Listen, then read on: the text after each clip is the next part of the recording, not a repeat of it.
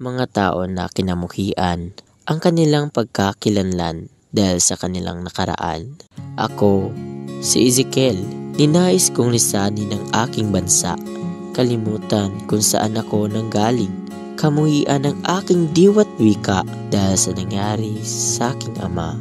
Gusto kong malaman ang katotohanan hanggang sa may dalagang nakabibighani na naglutas ng aking mga suliranin noong dumating siya 1 linggo bago ang aking kaarawan na Pebrero 29 sa taong 2024. Hindi karaniwan ang aking kaarawan dahil ito ay sa taong bisyesto. Ano ba ito? Kay init ng panahon. Siya, si Leia. Magandang araw, Ginoo. Maaari ba akong humingi na may inom na tubig? Sapagkat ako'y nauuhaw na. Ha? Ako? Kausap mo ako? Sa wakas, may isang tao rin nakapansin sa akin. If someone will approach me at nanghihingi ng tubig, hindi ko rin naman siya papansinin. Anong panging mo ng wika, Ginoo? Ang sabi ko, hindi ko rin papansinin ang mga taong bigla ang humihingi ng tubig sa ipong lalaki. Ginaa? Binibining tawag sa amin.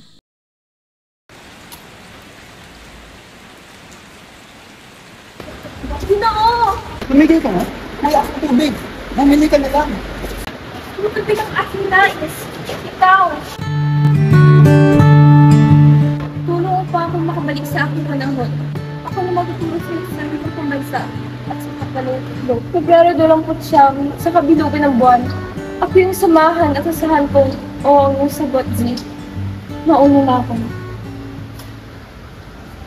Ano niya? Sa grades ko, sa birthday ko. Tsaka, alam niya rin pangalan ko. Tsaka, oo ka agad. Wait lang.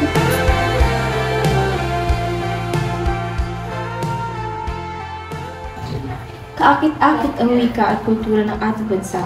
Masaya akong marami ka natutunan sa akin, Z. Mga sanggils ko sa historia at sa wikang bansa. Maraming salamat po. Maliit na bagay lamang yun. Ako ay natutuhan, ipera ko ang basi.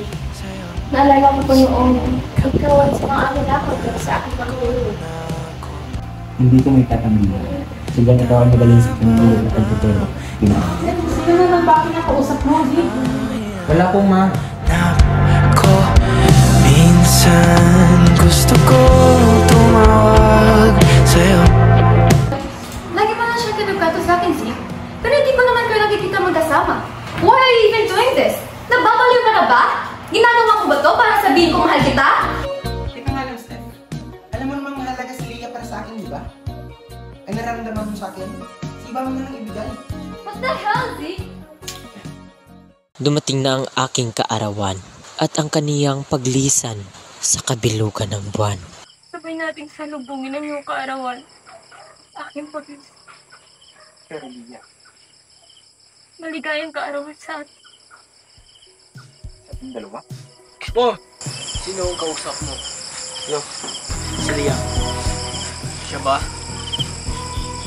Pinangako ko sa iyo na sa aking pagbabalik ay malalaman mo ang katotohanan ng iyong ama at ating ninuno.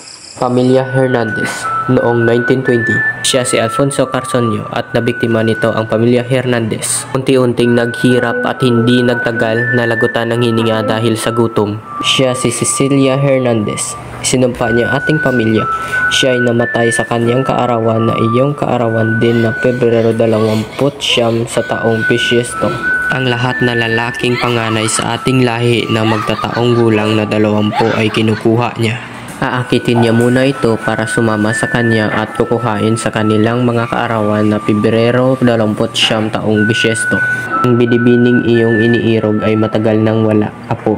Maraming panahon na ang lumipas, ngunit ang pagtingin ko kay Leia ay hindi kailanman kumupas. Hindi siya si Cecilia, siya si Leia na tinuran sa akin ng mga katagang. At siya ay tama, kaya hanggang ngayon daladalak pa rin ang kanyang pangaral. Kung nasaan ka man, pinapanalangin ko na ikaw ay masaya. Hanggang sa muli.